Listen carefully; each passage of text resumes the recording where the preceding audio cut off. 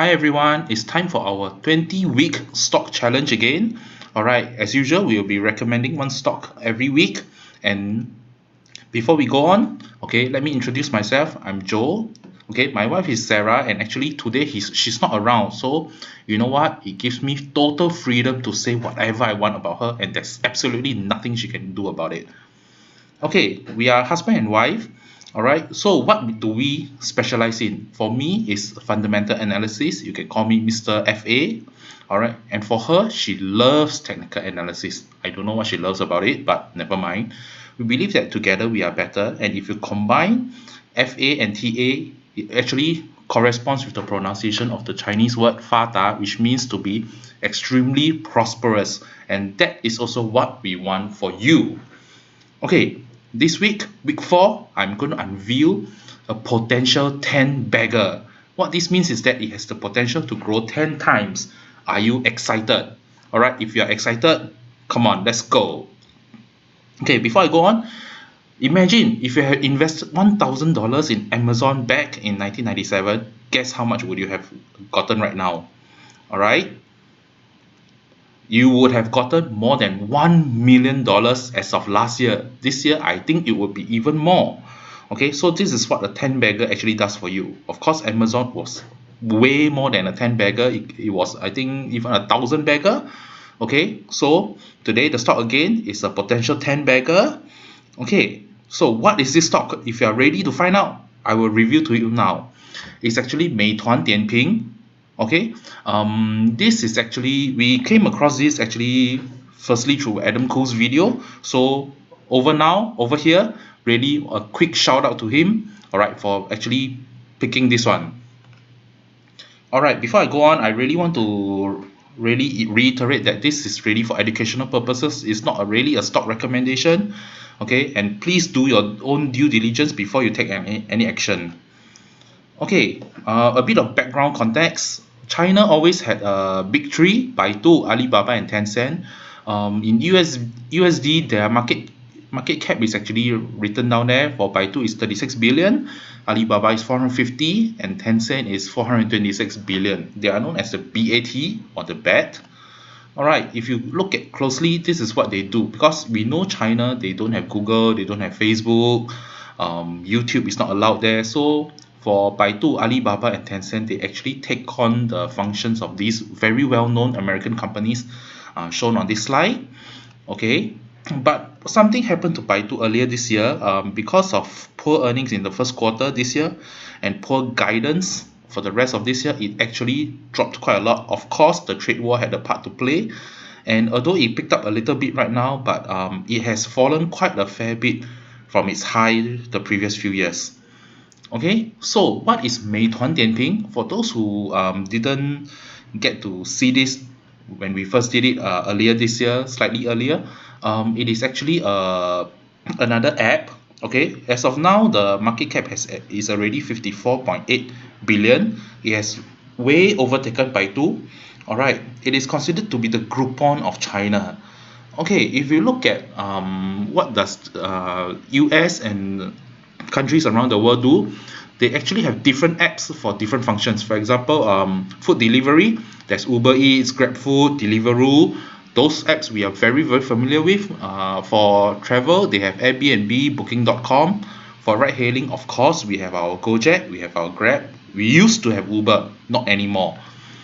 Alright, but for 美团点评, this one app, this one platform actually holds many functions. You can book movie tickets, you can do ride hailing, you can do food delivery, book travel, do hotel, book hotels, home, Airbnb. The list is the list still goes on. So if you look at Morningstar, Morningstar doesn't capture a lot of data from Meituan. So what we have to do is actually have to go into the financial report, and I have to dissect it part by part. So right now I'll just dissect with everyone the Ask eFriend for Meituan. If you look at Meituan, right, they actually started in 2015. The IPO in 2015, 25th September. For Amazon, they actually started in actually 1994. They were listed in, I can't remember when. Okay, I'm so sorry. So just comparing Meituan and Amazon, if you look at Meituan, they take 4 years to post their first profitable quarter, which was last quarter. For Amazon, it took 7 years. So doing a side-by-side comparison, we can see how much potential Meituan actually has. All right, it took almost half the time to post a profit. So let's run through their fundamental analysis for the EPS.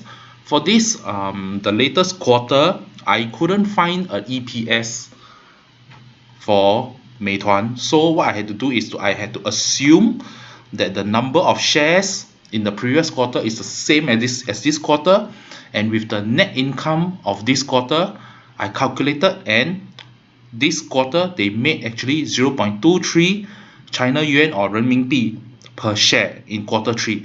Compare this to 3 months ago, they made 15 cents, 1.5, okay, China yuan, and you can see that was quite a big growth. Remember, Meituan actually posted its very first profitable quarter last quarter. So the trend is now carrying on. They managed to build on their successful profitable quarter last quarter, and it is still growing. All right, how about for free cash flow? If you look on the left, it is from the last quarter. They had a free cash and cash equivalents of, I think, 10 billion. All right, 10.2 billion. And look at this quarter on the right, it has grown up to 15 billion. So wow, definitely it is growing. Okay, looking at, they don't have really have a, I went to check the debt liabilities to equity ratio.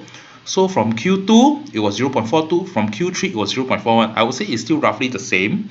Okay, but for the net margin, wow, this is where the magic, this is where they did something very right. For Q2 it was 38.58%, and look, for Q3 it has surged almost 10%. That means they are 10% more efficient they were this quarter than last quarter. Wow, to me this is insane. Okay, if I were to quickly go through the economic mode, this is my table. For the intangible assets, it is actually growing. I would say it's not the biggest platform in China yet, okay, but it is definitely growing because the active daily users are actually increasing. Okay, low cost advantage, as the company grows, I believe this will grow as well. For network effect, definitely when there are more users, it can only increase. All right, Meituan doesn't only serve the buyers, they also serve the vendors, the service provider, the product, the people selling the products. And as long as the merchants or the vendors are there, this moat will continue to grow. All right, for the authority, so far for now, it is, I would say it's quite low. Because why? China actually encourages its companies, its homegrown companies, to develop this kind of app, where one app, cover many functions. They call it the super app. Wechat was actually the first one, and I'm sure China don't mind having more. Okay, for science and tech, I would say it's medium. Because why? The only serious competitor is Tencent's Wechat. For key person, I would say it's low to medium. Okay, again, what is a super app? In US, in the rest of the, in the other parts of the world, you have many apps, covering many different functions. But for China, WeChat covers almost all the functions. So this is what they call a super app. But I consider WeChat a non-competitor. Why? Because if you're going to search the reports, Tencent actually holds 25% stake in Meituan. Okay, think about this. You spend so much money to buy 25% of a company, you wouldn't want to kill it off.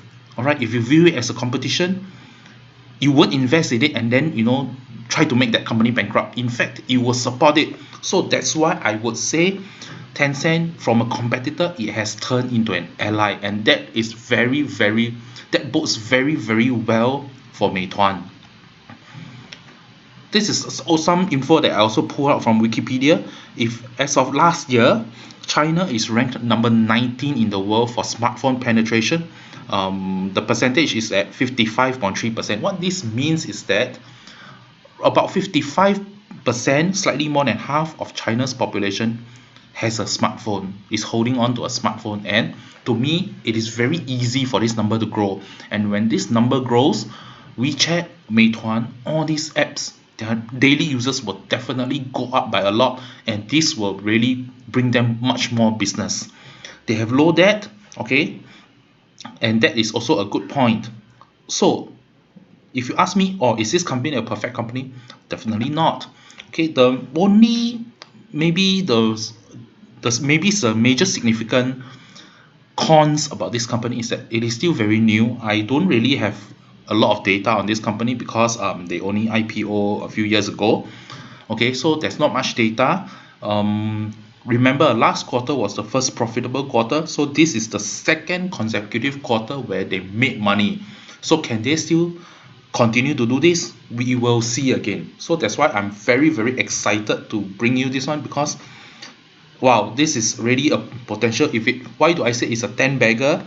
Okay, let me go back all the way to the market cap. Where is it? Okay, as of now, Meituan's market cap is 54.8 billion, and if you were to use maybe Tencent as guideline, there is a potential to grow 9 or even 10 times bigger. So there we have it.